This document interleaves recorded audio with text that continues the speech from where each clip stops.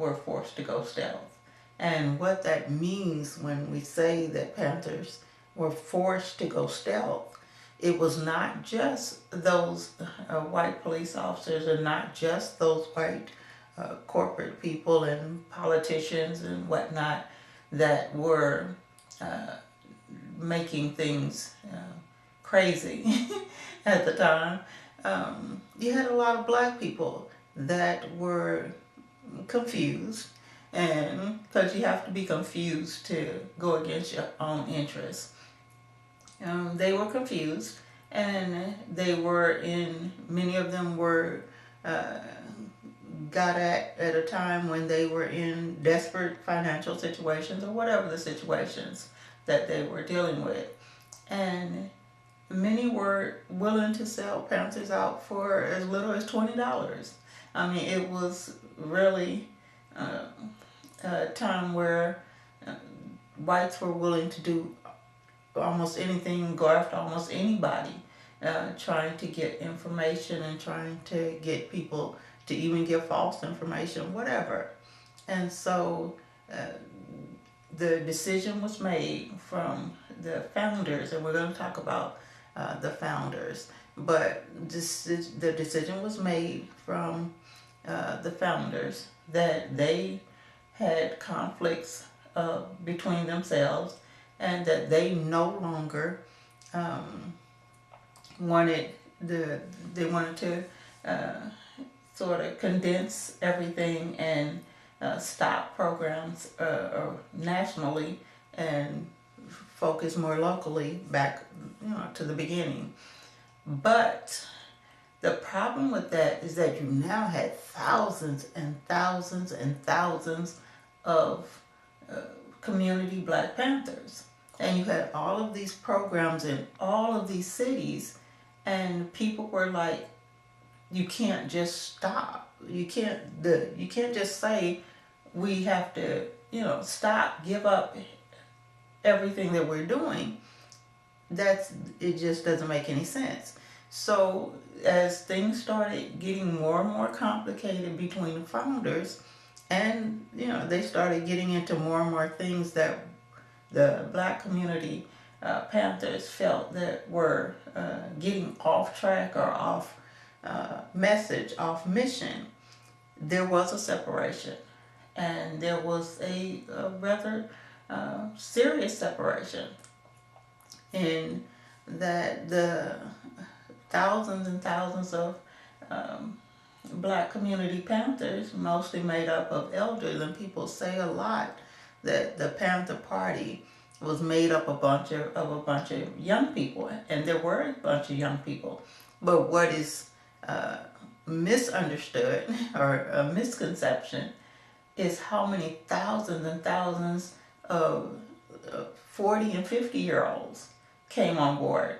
How many thousands and thousands of even 80-year-olds came on board. You had how many teachers, Black teachers became Panthers.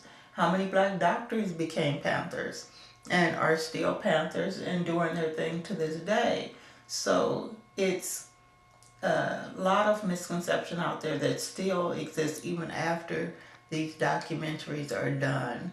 And while Panthers don't do interviews, they no longer do interviews. They only give out information when it is absolutely necessary. And you won't see a reporter sitting down with a Panther anymore and asking questions, and because basically what happens when a reporter sits down with especially a white reporter, sits down with a Panther, the white reporter already has all of these ideas and misconceptions in their heads.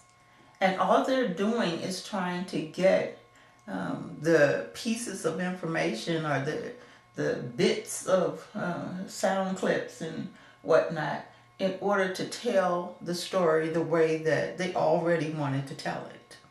So there is no reason to waste time on something like this, because it is of no benefit to the Black community for a white reporter to tell the black person's story, or to tell the black community story, or to tell the Black Panther story.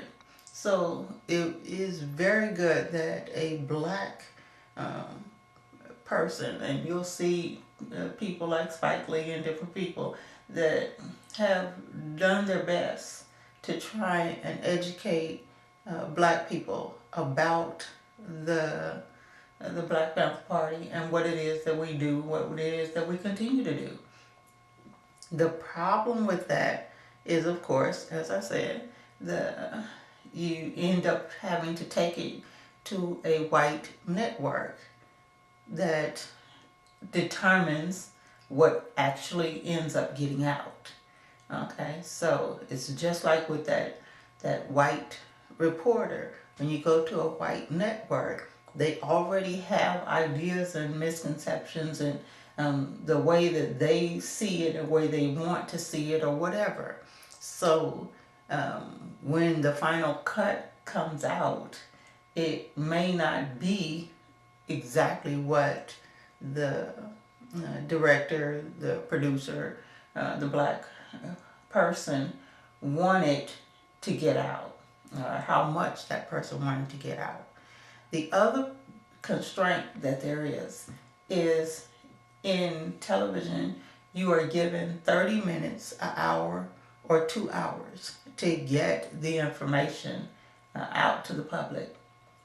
Those are the segments. So unless you do over several days and do a series, you are given that time constraint, 30 minutes, an hour, or 2 hours to get it done. And that has to include about 15 minutes of commercial at the minimum, of 15 minutes of commercial.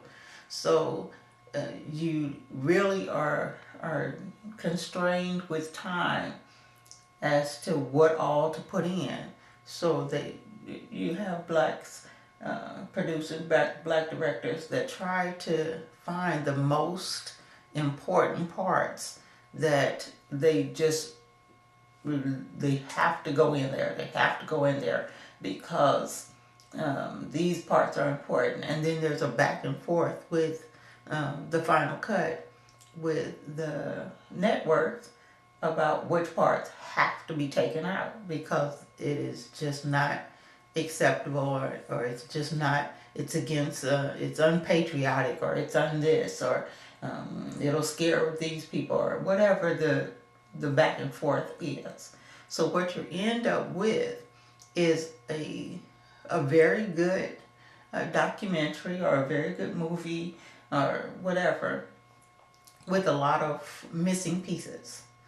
And that's okay because it actually gives you the opportunity to go looking and researching for yourself. Okay, and that's the main part, is to get that initial information and then go looking for yourself, go finding the rest of it for yourself. And so we're really happy at the amount of people that have done that. They have really, so many people reached out that it became in overnight almost. It just, you have a crash of people that are asking questions and emailing and doing all kinds of things to try and find information. But